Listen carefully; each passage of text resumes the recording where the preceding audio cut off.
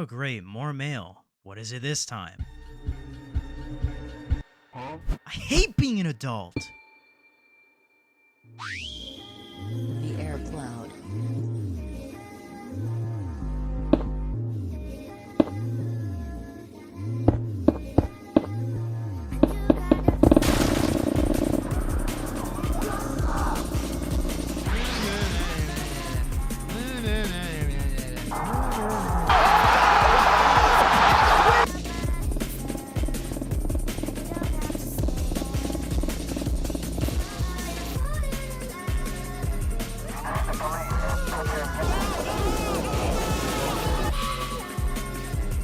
This is nice.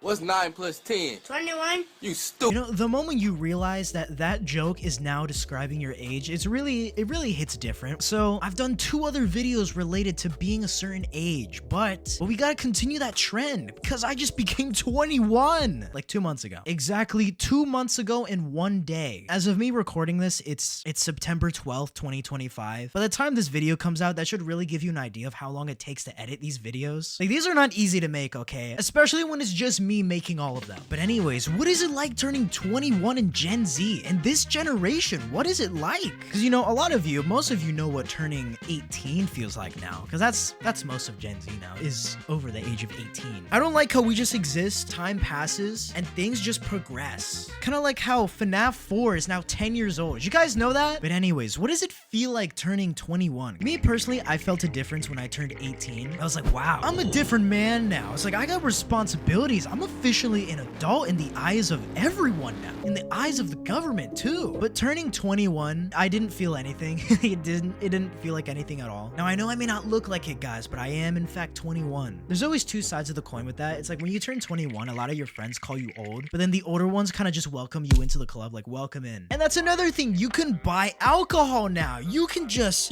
get drunk whenever you want. No need to ask for someone else to go get it for you. No, you can just go right in and be like, hello sir, here's my ID. I'm in fact 21. It's not fake either. I still haven't bought alcohol for myself because I don't really like alcohol. I'm not really like a drinker type person. Even for my birthday, you know, turning 21, oh my gosh, we gotta have shots. We're all gonna get drunk tonight. But that wasn't really the case for me. I know, guys, I'm just quirky and different. Instead, I wanted all you can eat sushi because I was freaking hungry, man. But yeah, my birthday is July 11th, 2004. You know, 7-Eleven, 2004. I know, funny gas station number. I know, we're getting to that point to where the 90s aren't the age where you turn 21 now. I remember going to like a Tijuana Flats and they have like this timer on the wall for like buying alcohol. It's saying like, you cannot buy alcohol unless you were born at this date. And back then it said like 1998. Crazy how that timer, I'm now included in that. I always thought it was so far away. It's gonna be so long before I become that age. Little did I know, here it is. It's here now. But you know, being 21, you can buy everything. Everything is no longer restricted to you. And that's a plus because now it's just, wow, I don't need to ask for permission to buy alcohol. I don't need someone else to sign for me on this. Like, I can do this all on my own now. Like, I can go buy a hotel. I could go buy alcohol. I could be strapped now in the hood. One thing I kind of regret is that when I made the turning 18 video, I kind of made it sound, I kind of pointed to most of the negative stuff, but I want to point to more of the positive here because basically turning 21 is basically the exact same as turning 18, except just with a bigger number now. Because yes, you do unlock more stuff, but that's about it. Like, there's nothing else to unlock after that. Like, you've hit basically every milestone, age-related milestone, that is, because when you become 10 years old, it's like, I'm double-digit age now. You turn 13, it's like, I'm a teenager now. You turn 18, it's like, whoa, I'm an adult now. Oh my goodness. You turn 21, it's like, yes, I've unlocked alcohol. And then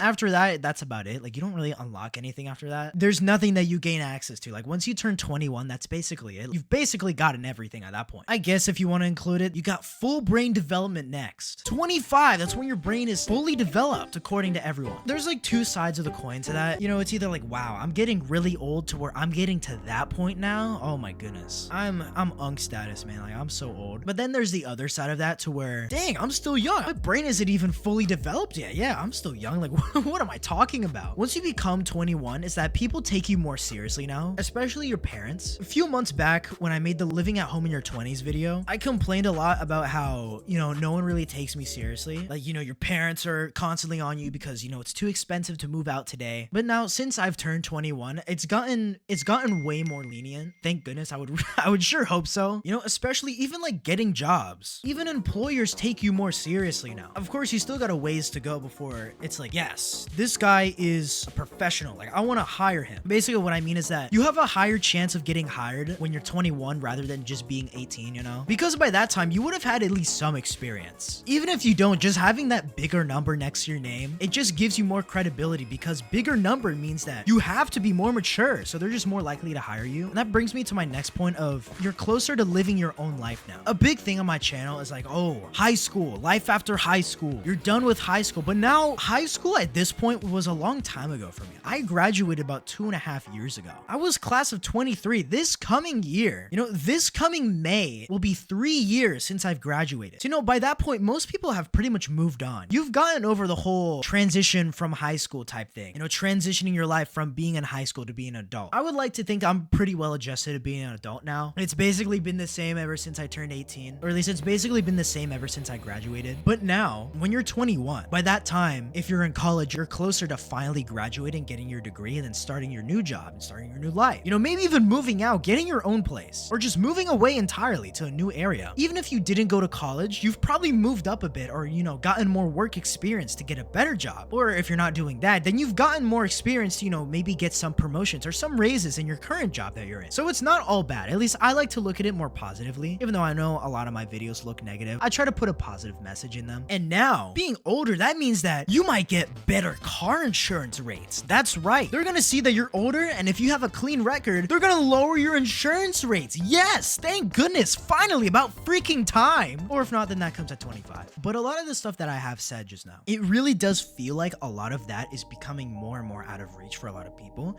Because the big thing in Gen Z is a lot of us are struggling to get jobs now. I'm even looking to transition. I might get a different job soon. But a lot of it with trying to find employment is a lot of it is just applying online now and just waiting, hoping for the best that someone will reply to you. Man, what a time to be alive. Back when you can just apply for a job and you would get the job. That's not to say it's impossible though. It's still very possible to attain employment, but there's a lot more difficult stuff now, you know, with it being in Gen Z. There's a lot more technological stuff, especially with a lot of people being scared now that AI is going to take a lot of our jobs. You know, I also got a bone to pick with AI. Hey, Instagram, can you please restore my account, please? It's been 2 months. It's been 2 months since you falsely banned me, by the way. Or even a lot of stuff now. With being older, you know, with being in Gen Z, even dating has changed a lot. I mean, we all know this. Dating has been, it's been fluctuating. It's been, for most people, it's been on a downward spiral for the last few years. I'm going to make a separate video on this, but it feels like there's been a drastic inflation of dating. Like dating inflation, that you need to be of a certain quality to even attain attention from the opposite gender, it feels like now. Like many years ago, a common trend that you notice is that a lot of people had relationships. A lot of people got into relationships, especially around 21. And most people even gotten married by this time.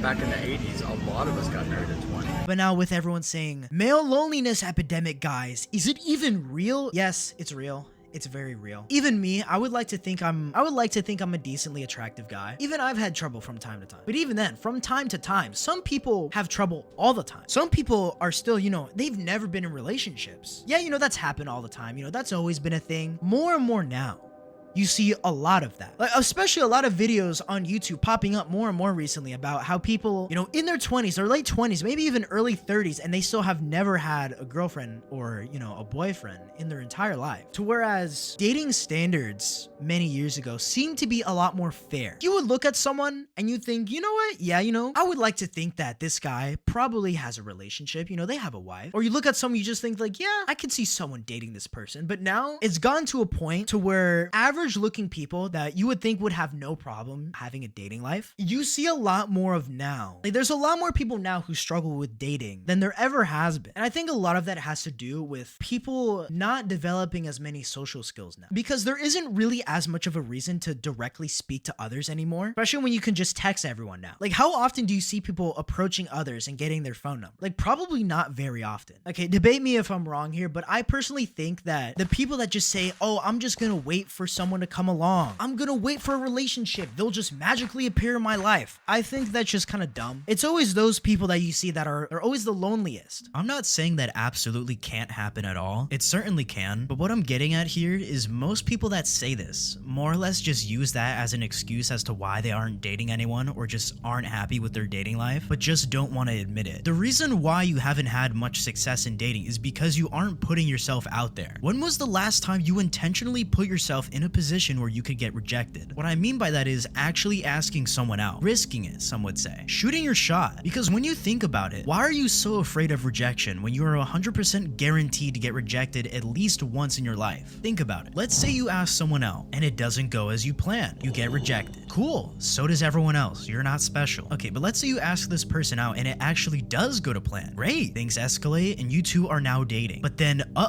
something happens and you get dumped. Now, you've just been rejected. Congratulations, it happens to everyone. I'm a firm believer that there is someone out there for everyone. Meaning, if you get rejected by someone, it's okay. It's not the end of the world because there will always be someone else for you, even if it doesn't seem like it. You've been single for a long time, and there is no one good anymore. Everyone you've talked to just sucks, and you just want to give up. That just means you haven't met that person yet. I've had this talk with a few people now, where they think dating is dead and that they're gonna stay single for the rest of their lives because everybody sucks. A few months later, they find someone. This has happened to me too, where I thought, maybe I'm just meant to be alone. I'm not tall enough, I'm chopped. What's the point of even trying when I know it's just gonna be the same thing as before? And I could have easily stayed that way, but I didn't. Because there is one very simple yet very harsh truth that you need to learn as an adult. And that is, as a guy, no one is going to save you. It is completely up to you to pick yourself back up and get things moving again. Okay, I might sound crazy here, but bear with me. The reason why you feel like nobody cares about you sometimes is because you are in fact correct. Nobody actually cares about you. Take this for example. One of your friends comes to you and talks about how stressed they are for a test that's coming up, or how they are nervous about talking to this new person. Yeah, you'll comfort them and tell them everything is gonna be alright because you don't want to hurt their feelings. But when you go to bed at night, you aren't thinking about their problems that they told you about. You're busy thinking about your own life because you have your own issues that you need to deal with. Or you see something online and just think, wow, that sucks. Anyways, and then you move on and completely forget about it because it doesn't concern you. It's not your problem, therefore you don't actually care. But that doesn't make you a bad person. That's just how we are as humans. Everyone is naturally selfish. That's just the world. Everyone cares about themselves, even you. Furthermore, nobody is coming to save you with all your personal problems in your life. Not one person is just gonna magically fix everything. So it's your job as a man to pick yourself back up and try again. But the reason why I say this is because this is the reality of dating when you're an adult, past 21. Sorry, I have a lot to say when it comes to dating and relationships. Especially with the economy now, things are getting more and more expensive. So what does that do? That hinders spending power. And when people cannot spend as much money, then that means less people are going out on dates because it's getting more and more expensive. So what does that do? That drives people to be more inside. I think it's a combination of things as to why Gen Z is struggling with a lot of stuff, with a lot of economic factors and, relationship factors. But I personally believe that it's not over for you, that you can definitely switch things around. Especially from my experience, the older I get, the easier it becomes to find relationships, if that makes sense. Like since I'm older now, people take me more seriously. Whereas, when I was 20, someone would ask me, oh yeah, let's go out for a drink. I have to say yeah, I'm 20,